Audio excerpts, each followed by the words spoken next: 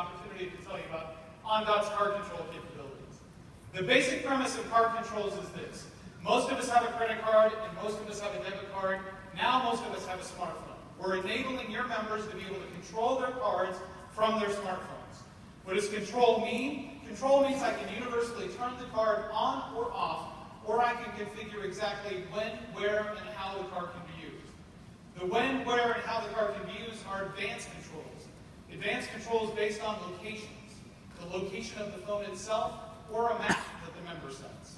Merchant category codes, transaction types, or spending limits. The service comes with a rich set of push notifications. These are alerts or push notifications that comes based on transactions attempted, transactions completed, or transactions that have been denied. The enablement of Ondot is our software in the authorization stream installed either at a processor or at your data center. If we're in the authorization stream and from our software we're communicating to the mobile app, your members can set preferences on how they want their card used. And those preferences are impacting transactions in real time in the authorization stream. So with that as a setup, let me show you the product.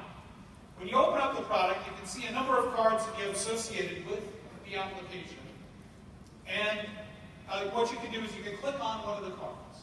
It goes through to an image of the card, and everything here will be branded for your credit union. This is just a demo. As well as our enablement can be a standalone app or it can be embedded into your mobile banking app. You can see beneath the image of the card that there's a toggle switch where I can turn the card on or off. Let's turn the card off. We'll prompt the consumer to confirm that you'd like to have the card turned off. I'll click on yes. You can see that there's a button in the top right-hand corner of the card that just went red. If I go back to the home page for the application, that card that I just turned off is visibly on. If we return to the card, what we can do now is we can turn the card back on. Again, we'll prompt the consumer to confirm, I want my card turned back on. And at that point, again, the notification, the card visibly looks on, the green button is lit again. You can click on control preferences for advanced controls, as I mentioned, by locations, merchant types, transaction types, or spending limits. If we look at locations, you can set location controls based off my location, the location of the phone, or you can create a region.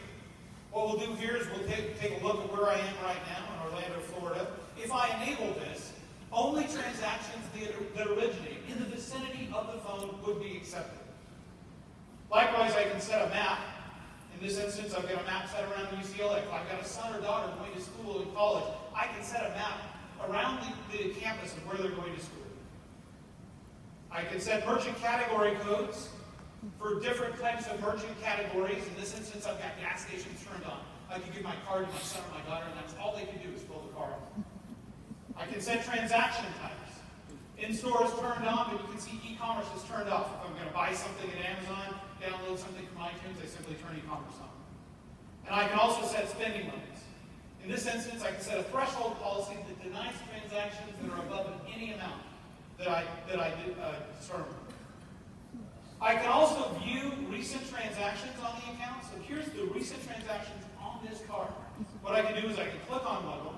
We created an image of a receipt. This is the total amount of the transaction, not an itemized receipt. But I can scroll through all the different transactions. And I can do some things. I can tag it, identify that it's a personal, family, business transaction. I can write a memo indicating I took something out of the line.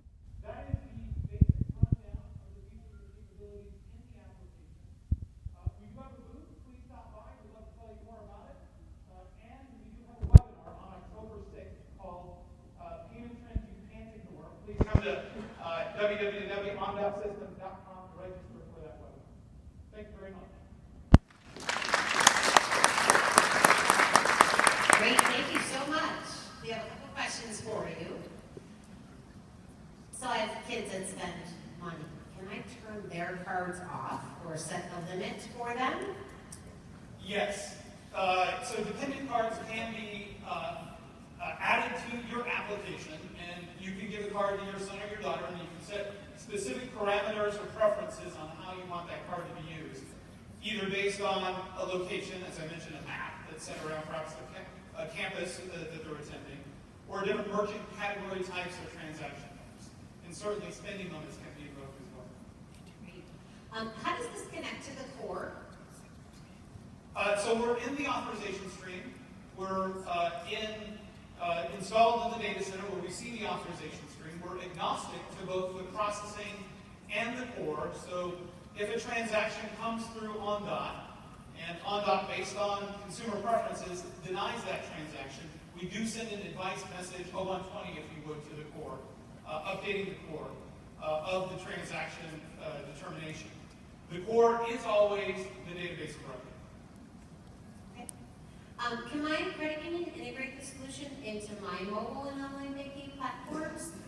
Absolutely. Everything we've done at Ondot is built on a set of APIs. The demo that I just showed you was built on a set of APIs. We have a core set of APIs, and we can work either directly with you to enable these capabilities into your mobile app, or work with your mobile banking app provider and enable them with these